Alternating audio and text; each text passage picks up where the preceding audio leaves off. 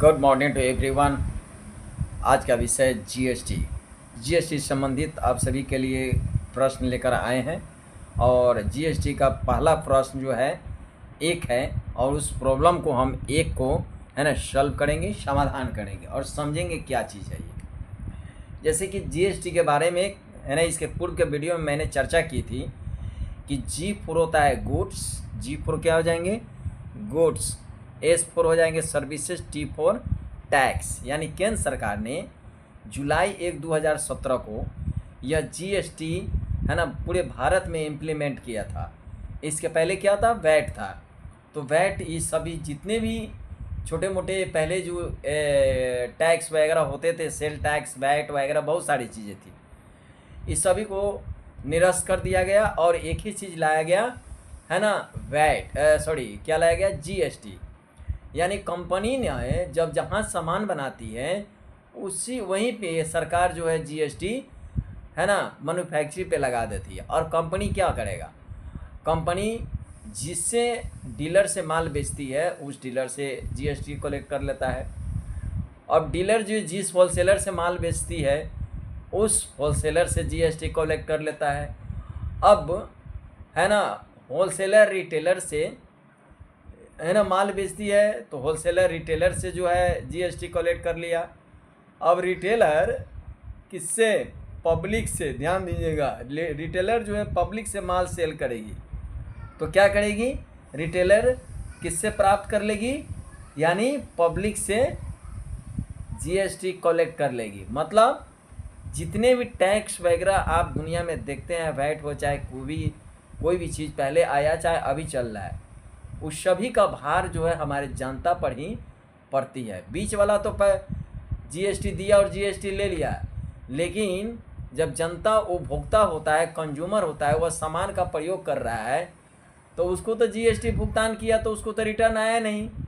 इसीलिए है ना कंपनी क्या करती है, रिटर्न फाइल करती है कि उसको जो है ना जीएसटी सरकार को भुगतान किया था, जो कलेक्ट आया है उसका जो है समाधान कर सके।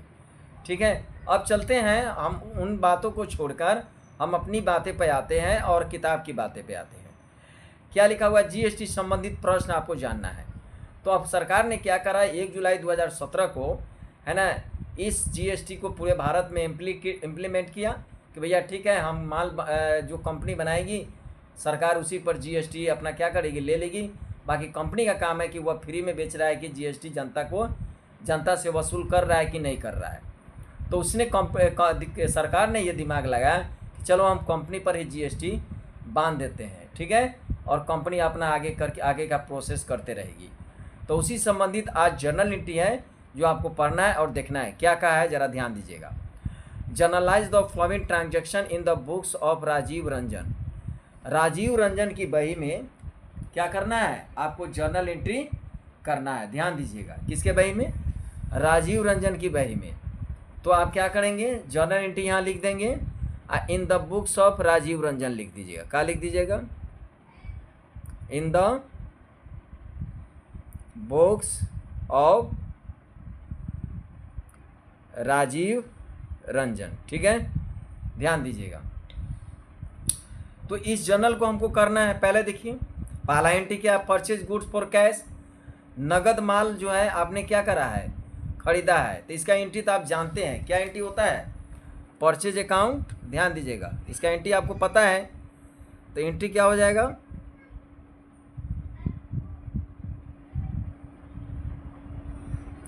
परचेजेस अकाउंट क्या हो जाएगा, डेबिट, ये टू कैश अकाउंट हो जाएंगे। नगद आपने खरीदा है। तो ऐसा तो बहुत सारे हमने जर्नल एंट्री बताया था 1 से लेकर 20 तक, जिसमें ये सब चर्चा की जाए तो सिंपल एंट्री है। तो आप क्या करेंगे, बिंग लेकर यहाँ डॉट डॉट कर देंगे। पैसा इसका जो है 60,000, तो 60,000 डेबिट में डाल देंगे। आगे आपका जीएसटी आपको मिलेगा, खाली जीएसटी का क्वेश्चन नहीं रहता है। ठीक है, अब दूसरा देखिए, दूसरा क्या है, purchase furniture from furniture marts 20,000। यानी फर्नीचर मार्ट कोई दुकानदार है, उससे आपने 20,000 का फर्नीचर खरीदा है। क्या खरीदा है, 20,000 का फर्नीचर खरीदा है, ठीक है। तो क्या हो जाएगा, यानी परचेज भी लिखेंगे या फर्नीचर भी लिखेंगे, ठीक है, दोनों में से कोई भी लिख सकते हैं। तो फर्नीचर आपके पास क्या होगा, कॉमसिन होगा, फर्नीचर को डेबिट कर देंगे। फर्नीचर मार्ट क्या है, खरीदने, इसी से आपने खरीदा है, तो ये देने वाला है, इसको हम क्या करेंगे, क्रेडिट कर देंगे, ठीक है। तो परचेज भी लिख सकते हैं या फर्नीचर लिखे, लेकिन वस्तु का नाम दिया है तो हम क्या करेंगे, वस्तु का नाम लिखेंगे, फर्नीचर लिखेंगे, ध्यान दीजिएगा यहाँ वस्तु का नाम है। तो फर्नीचर अकाउंट डेबिट और 2 क्या हो जाएगा, फर्नीचर मार्ट्स अकाउंट। यह रियल अकाउंट है इसलिए डेबिट होगा, एसेट्स है। और फर्नीचर मार्ट्स क्या हो जाएंगे, यह दुकानदार है, दुकानदार है यानी कंपनी का नाम, यह पर्सनल अकाउंट हो जाएगा। एक फर्म का नाम है, फर्नीचर मार्ट्स के नाम से यह फर्नीचर का दुकान चल रहा था, ठीक है, तो यह कंपनी का नाम हुआ, तो ये पर्सनल अकाउंट में चले जाएंगे, क्योंकि कोई भी कंपनी फर्म जो है पर्सनल अकाउंट से बिलोंग करता है। तो ये देने वाला हो जाएगा, ये क्रेडिट हो जाएगा। तो furniture account debit to furniture marts account.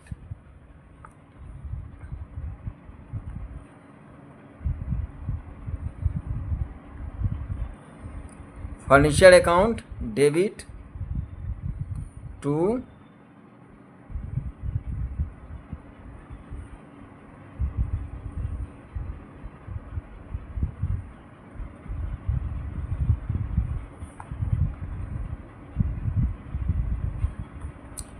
Bing dot dot dot यहाँ पे लिख दीजिएगा, नरेशन प्रश्न उतार दीजिएगा। और इसका जो पैसा है वह 10,000 है, 10,000 क्या करिएगा, 10,000 डेबिट में और 10,000 आप क्या करिएगा, क्रेडिट में डाल दीजिएगा, ठीक है। नेक्स्ट है, ज़रा आप देखेंगे, गेव लोन टू अमलेश, यानी अमलेश को आपने लोन दिया है। किसको लोन दिया है, अमलेश को। तो क्या हो जाएगा, अमलेश जो है लोन पाने वाला हो जाएगा, तो अमलेश अकाउंट डेबिट हो जाएगा और लोन क्या हो जाएगा, क्रेडिट हो जाएगा, ठीक है। तो इसको ऐसे भी लिख सकते हैं, Amlesh loan account debit,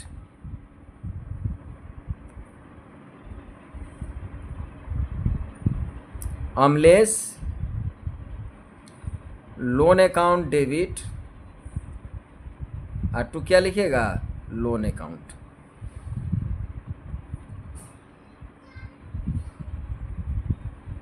being gave loan to Amlesh, ठीक है। ये पैसा है आपका कितना, 10,000, तो 10,000 रुपये आप क्या करेंगे, यहाँ पे आप डेबिट कर देंगे और 10,000 क्रेडिट कर देंगे, ठीक है। नेक्स्ट आता है, अब क्या है कि पेड इन फुल सेटलमेंट है ना, टू फर्नीचर मार्ट्स, यानी फर्नीचर मार्ट्स, देखिएगा ज़रा, आपने फर्नीचर मार्ट से 20,000 का माल खरीदा था, उधार खरीदा था, क्या खरीदा था, उधार खरीदा था। अब फर्नीचर मार्ट्स को आप कितना पेड कर रहे हैं, 19,000 पूर्ण भुगतान स्वरूप। फुल सेटलमेंट का अर्थ है, पेड का मतलब क्या होता है, भुगतान करना, फुल सेटलमेंट का मतलब क्या होता है, पूर्ण भुगतान सहित। आपने 19,000 रुपया भुगतान करा है, ठीक है। तो किसको करा है, यानी जिस दुकानदार से आप सामान खरीदे थे उसी दुकानदार को आप पैसा भुगतान करेंगे, यानी फर्नीचर मार्ट्स से खरीदे थे तो फर्नीचर मार्ट्स को ही भुगतान करना है। तो फर्नीचर मार्ट्स क्या है, एक कंपनी है, फर्म है, पाने वाले को डेबिट कर देंगे, ठीक है। तो क्या लिखिएगा, furniture marts account debit to cash और टू डिस्काउंट हो जाएगा, क्योंकि आपको 20,000 के बदला में कितना दे रहा पड़ रहा है, 19,000। तो इसका मतलब 1,000 को आपको फ़ायदा हो रहा है यार कि नहीं हो रहा है, तो वो आपके लिए डिस्काउंट रिसीव हो जाएगा। क्या हो जाएगा, तो क्या हो जाएगा, ज़रा ध्यान दिखिएगा।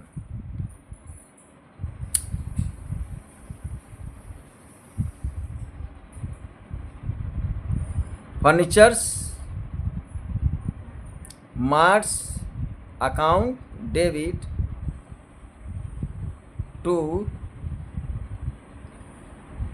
Cash account to discount received account, ठीक है। अब ये आ जाएगा, ज़रा देखिएगा, डिस्काउंट कितना है रिसीव, 1,000 रुपया का, कैश कितना है 19,000 का, और टोटल कितना हो जाएंगे 20,000, ठीक है। अब आगे बढ़िए, चलिए ये एंट्री हो गया। नेक्स्ट है 5 तारीख को, क्या कहा है, सोल्ड गुड्स टू, है ना, Alam costing ₹60,000 at a profit of ₹20%। कहता है कि आपने आलम को माल बेचा है 60,000 का, कितने का, 60,000 रुपये लागत का माल बेचा है, कितना परसेंट प्रॉफिट लेकर, 20% प्रॉफिट लेकर, है ना, लेस 10% TD, यानी 10% TD पर बेचा है। ठीक है, अब उस पर क्या होता है कि 6% GST चार्ज किया जाता है, CGST, और 6% SGST चार्ज किया जाता है। ठीक है, तो पहले इस कैलकुलेशन को हम समझ लेंगे। अब आ गया, यहीं पे आ गया GST आ गया। बताया गया था कि GST तो 4 प्रकार के होते हैं। पहला क्या होता है, CGST, दूसरा होता है SGST, उसके बाद क्या होता है, IGST होता है, और UGST होता है। इस सभी का वीडियो हम लोग बना चुके हैं पूर्व के वीडियो में। तो चलिए पहले कैलकुलेशन कर ले, क्या हो जाएगा। इस 5 नंबर का कैलकुलेशन देख लीजिए क्या होगा। कहता है कि 60,000 का आपने माल बेचा है, क्या परसेंट प्रॉफिट कमाकर, 20%, तो 20% प्रॉफिट, तो 60,000 का 20% काटेंगे हम, तब ना आएगा भैया। तो लिख दीजिएगा 60,000 का 20/100 कितना होगा, 6 दूना 12, 3 को सुनाया तो लिख दीजिए। ठीक है, ये 12,000 रुपया हो जाएगा। तो 12,000 इसमें जोड़ दीजिए, ये क्या हो जाएंगे, ये था CP कॉस्ट प्राइस, और ये हो जाएगा यानी प्रॉफिट, क्या हो जाएगा, अभी दोनों जुड़कर क्या होगा, सेल प्राइस हो जाएगा। तो 72,000 सेलिंग प्राइस हो जाएगा, जिसको हम लोग क्या कहते हैं, SP कहते हैं। ठीक है, अब इतना का माल आपने बेचा है।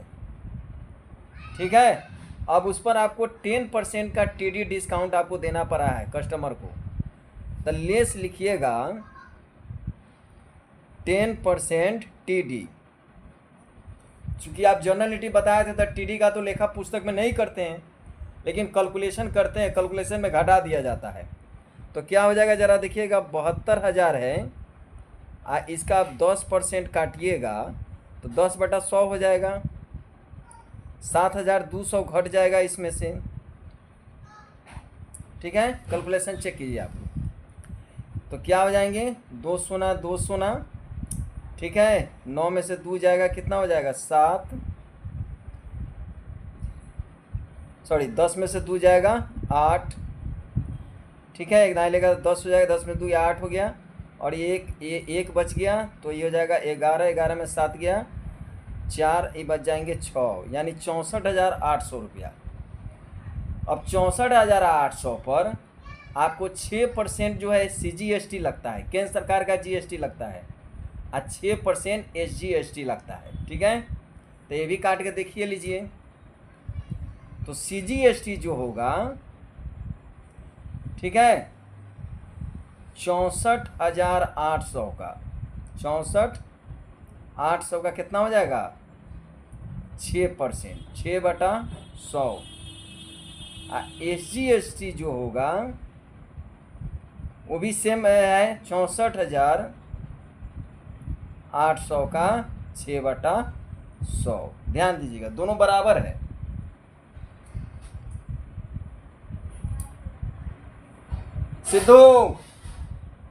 सिद्धार्थ, छोटा वाला मोबाइल दो तो थोड़ा, छोटा, हाँ, थोड़ा मल्टीप्लाई करना है, कैलकुलेशन करना है। चलिए अब क्या करेंगे, हम इसको काटेंगे, तो 2 सोना से 2 सोना खत्म हो गया। अब 648 गुना 6 कर देंगे। ठीक है,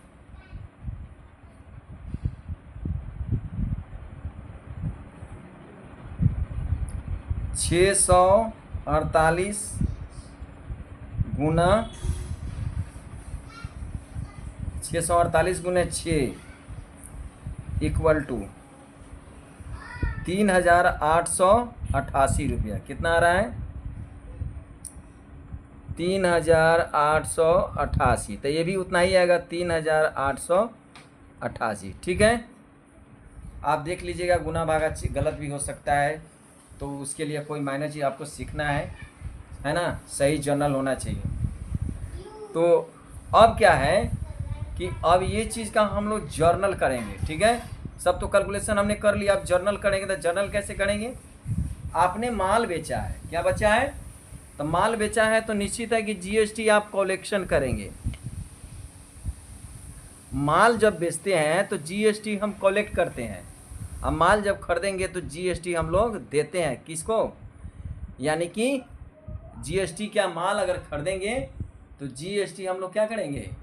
यानी कि भुगतान करते हैं। देने का मतलब क्या है? भुगतान करते हैं, जिससे हम खरीदेंगे उसको जीएसटी भुगतान करेंगे। अब माल जब बेचेंगे तो जीएसटी हम कलेक्ट करेंगे। तो जीएसटी जब कलेक्ट होगा तो क्रेडिट होगा जीएसटी। आज जब माल खरीदेंगे तो जीएसटी क्या करेंगे? भुगतान करेंगे। तो उस समय जीएसटी आपके लिए लॉस होगा। तो जीएसटी माल खरीदने के समय डेबिट होता है, जीएसटी माल बेचने के समय क्रेडिट होता है, चाहे कोई भी जीएसटी हो। तो क्या है, आपने माल किसको बेचा है? जरा ध्यान दीजिएगा। आलम को। किसको माल बेचा है आपने? आलम को, सॉरी, हाँ, सोल गुड टू आलम। आलम को आपने माल बेचा है, ठीक है। तो आलम जो है, इसमें प्रश्न में कहीं भी फॉर कैश नहीं लिखा हुआ, ध्यान दीजिएगा। फॉर कैश रहता तो ये नगद होता, लेकिन यह उधार है। तो किसको माल बेचा आपने? आलम को। तो यहाँ पे क्या करेंगे?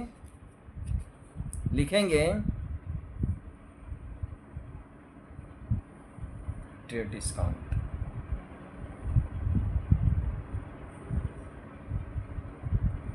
चलिए अब क्या करेंगे? आलम से अकाउंट डेबिट, आलम्स, ठीक है। टू लिखिएगा सेल्स अकाउंट, टू लिखिएगा सीजीएसटी, केंद्र सरकार का सीजीएसटी 6%, और टू लिखिएगा 6% एसजीएसटी। के राज्य सरकार का, केंद्र सरकार का है अकाउंट। अब ध्यान दीजिएगा पैसा कैसे भराएगा। माल जो आप बेचे थे तो जीएसटी में, सॉरी, ये टीडी काटने के बाद आया था आपका कितना? 10% टीडी काटने, सारा कैलकुलेट करने के बाद ये हुआ है SP, sale price, original sale price 64,800। ये तो आपका जो है प्रॉफिट के साथ है, लेकिन टीडी भी काटना था, तो टीडी को घटा देते हैं, इसलिए 64,800 हो गया selling price. Original selling price 64,800 हो जाएंगे आपको सेल क्रेडिट। ध्यान दीजिएगा 64,800। अब क्या कहता है कि 3,888 रुपया सीजीएसटी है और 3,888 एसजीएसटी। 3,888, ठीक है। अब ये टोटल जोड़कर हम लोग क्या करेंगे? यहाँ पे डेबिट में लिख देंगे, ठीक है। चलिए जोड़ते हैं।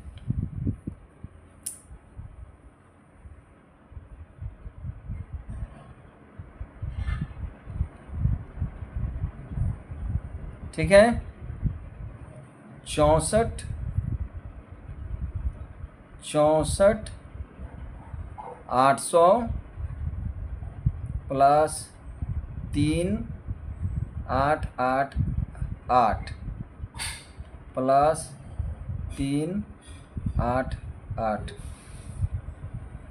ठीक है। चलिए प्लस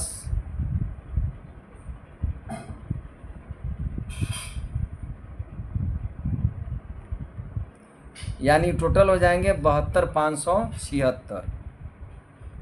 टोटल जो हो जाएंगे 72,576 रुपया, ठीक है।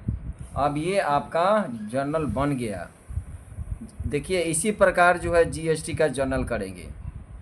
यहाँ नरेशन में प्रश्न को उतार देना है, ठीक है। ध्यान दीजिएगा, बेचेंगे तो जीएसटी क्रेडिट होगा, चाहे कोई भी जीएसटी हो। आप खरीदेंगे तो जीएसटी क्या हो जाएगा? डेबिट हो जाएगा, ध्यान रखिएगा। चलिए अगली प्रश्न हम अब लागू करते हैं। अगला प्रश्न क्या कहता है? नेक्स्ट है, पांचवा ही हो गया, अब आता है लास्ट में छठा। Amount further introduce in the business of ₹20,000। यानी 20,000 रुपया एक अलग रूप से आपने व्यवसाय में क्या लगाया है। ठीक है, तो अब ध्यान दीजिएगा कि जैसे कि आप जब माल व्यवसाय में लगाते हैं, ठीक है,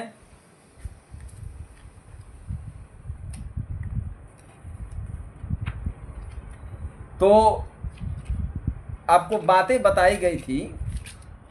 क्या माल जब आप व्यवसाय में लगाते हैं तो क्या होता है कि एक पूंजी लगाने के बराबर होता है। और पूंजी जो है यानी कि कैसे हम लोग लगाते हैं, तो व्यवसाय में जब पूंजी लगाएंगे तो क्या हो जाएगा, वह कैश के रूप में व्यवसाय में पूंजी आएगा। ठीक है, मतलब क्या होगा, शुरू में बात बताई गई थी कि व्यवसाय नगद से व्यवसाय शुरू करने पर कैश टू कैपिटल पहले एंट्री हम लोग करते थे। तो वही चीज़ यहाँ पे ध्यान देना है कि अलग रूप से आपने 20,000 रुपया जो है व्यवसाय में नगद लगाया है, तो क्या जर्नल एंट्री कर दीजिएगा, cash account debit to capital account, cash account debit to capital account. ठीक है, बीइंग डॉट डॉट डॉट यहाँ पे पर नरेशन में प्रश्न को पोस्ट कर देंगे और लिख देंगे ये टोटल है 20,000 रुपया का,